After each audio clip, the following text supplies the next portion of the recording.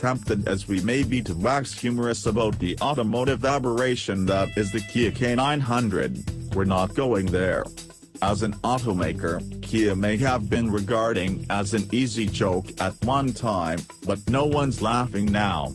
And you know what they say about making the same mistake twice. But the K900 isn't quite there yet.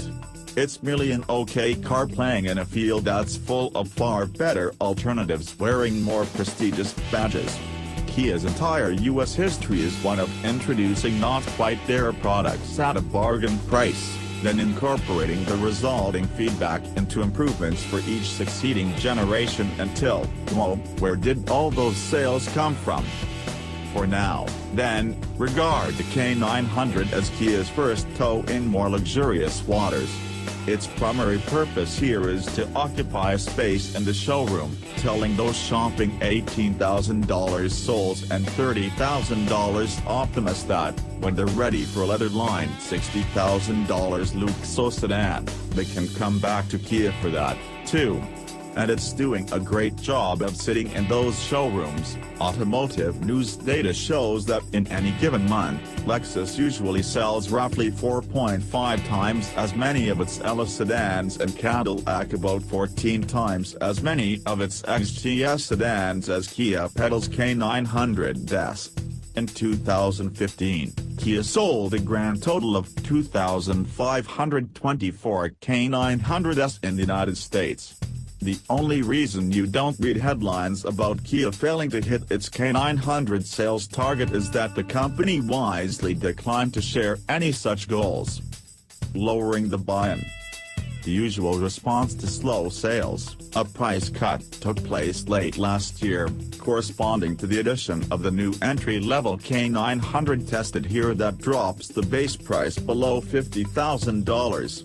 That's for the base V6 premium model, which still includes navigation, leather, and a panoramic sunroof but offers a V6 in place of the Plevel model's 420 horsepower 5.0-liter V8, which has served in the K900 since early 2014.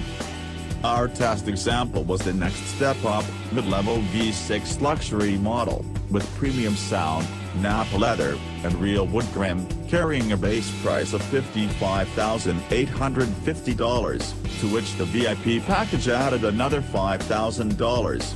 The VIP bundle packs in a heap of technology, including a head-up display, automatic emergency braking, blind spot detection, lane departure warning, rear cross-traffic alert, and adaptive cruise control. The package also brings a powered lower cushion extender for the driver's seat, powered front headrests, powered lumbar supports for front and rear passengers, reclining and ventilated rear seats, an upgraded headliner, and soft closed doors. In usual Kia fashion, it's a lot of car for $60,850.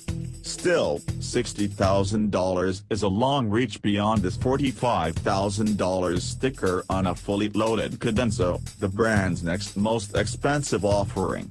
For 2016, the two V8 trim levels were condensed into a single luxury model that starts at $62,850. At the same time, it's at least $16,000 less than the Lexus LS460L. The V6 gets this extra-large, 4,455-pound machine up to 60 miles per hour in 6.2 seconds, only 0.7 longer than it took with the V8, being 209 pounds lighter no doubt helped. There's only 0.5 second and 3 miles per hour separating the two at the end of a quarter mile. And, more to the point, we never really felt that it was underpowered in normal driving.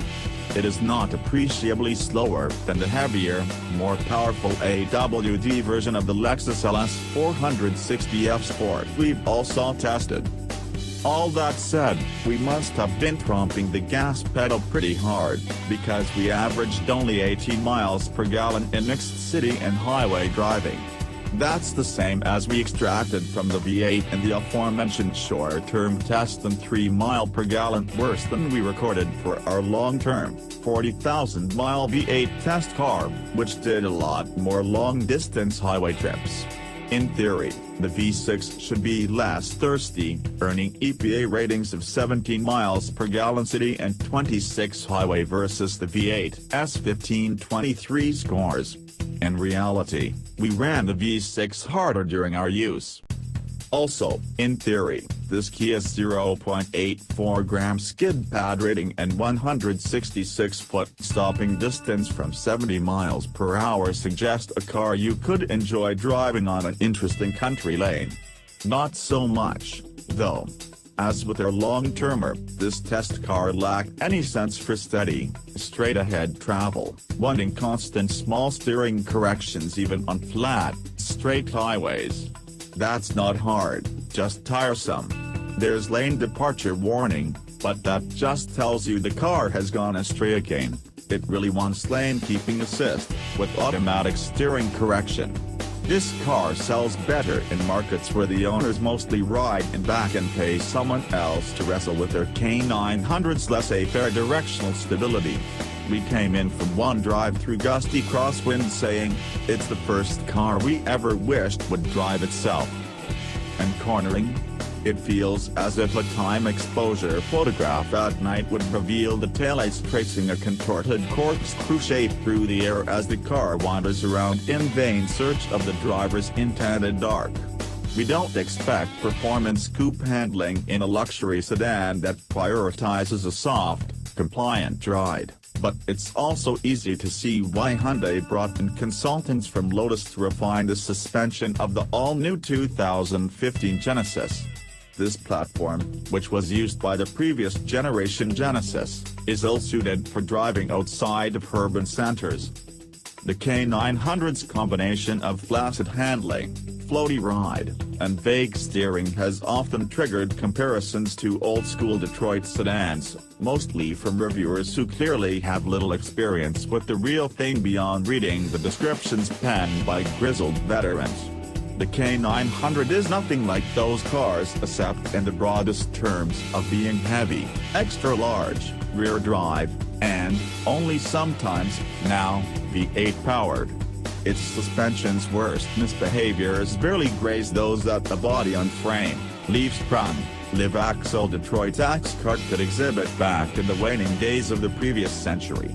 The K900 also is built to a much higher quality standard on a sufficiently rigid and quiet structure.